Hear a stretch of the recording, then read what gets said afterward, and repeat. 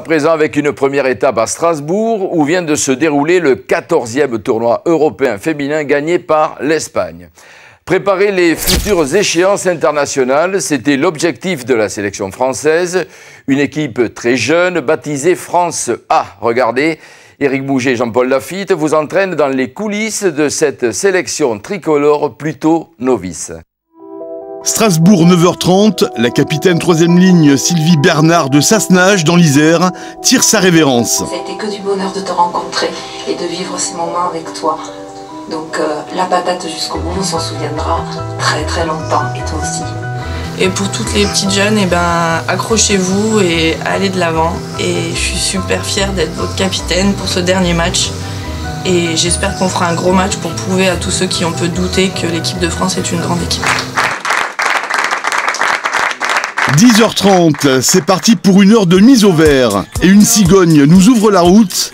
Un tournoi où le but de l'équipe de France A est de permettre aux plus jeunes de découvrir le haut niveau. Il faut un début à tout et ça ne se fait pas en 10 jours.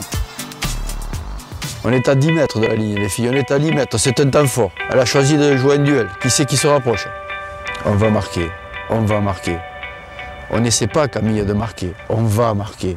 Comme tout apprentissage, quelquefois ça se fait dans la douleur. Il me semble que les rencontres contre l'Espagne et la Hollande auront réellement montré le chemin qu'elles doivent encore parcourir pour se hisser au plus haut niveau. À chaque match, elles retirent des leçons supplémentaires, elles se construisent.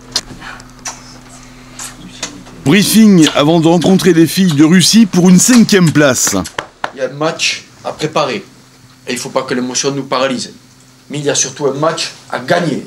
Devant des filles qui vont mouiller par tradition, par éducation, le maillot.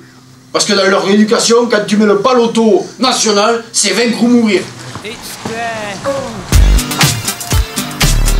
13h, les hommes au fourneau, les femmes à la méno au stade mythique de Strasbourg. Développer le rugby en Alsace-Lorraine, des forces vives s'y emploient et ce n'est pas simple, d'où l'existence, entre autres, de ce tournoi européen. Nous amenons une sorte de vitrine et ensuite les clubs doivent dynamiser à l'intérieur de leur structure ainsi que les comités départementaux. C'est ce soutien permanent, on le dit souvent au rugby, le soutien, le relais. Et lorsque cette charnière sera complète, je pense que là, le rugby pourra avancer. Dans ce jeune groupe, 13 joueuses n'ont jamais porté le maillot tricolore, d'où des objectifs différents pour chaque nation. Je voudrais que l'histoire se termine bien parce que sinon elles vont avoir vraiment des regrets et elles ne vont pas finir positivement sur un travail qu'elles ont fait important et ce serait dommage parce qu'elles le méritent vraiment. Beaucoup d'émotions, un groupe formidable, des filles formidables, l'avenir, des étoiles qui naissent. Je pense que cette équipe est jeune. Elle sort de moins de 20 ans, il y a une politique qui se met en place et que peut-être ces jeunes avaient besoin de s'aguerrir.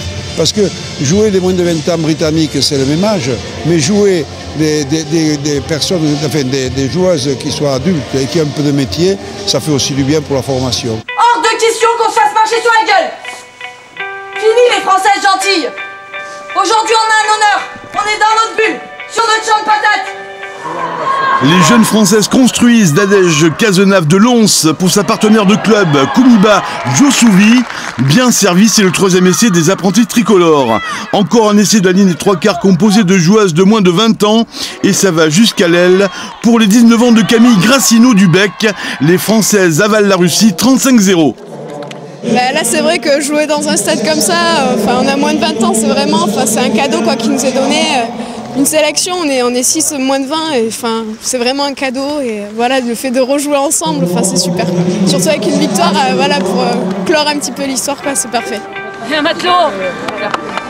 C'est trop énorme, j'apprécie chaque moment et c'est un choix personnel, ça va beaucoup me manquer mais c'est génial d'être là et je vais profiter de cette dernière soirée.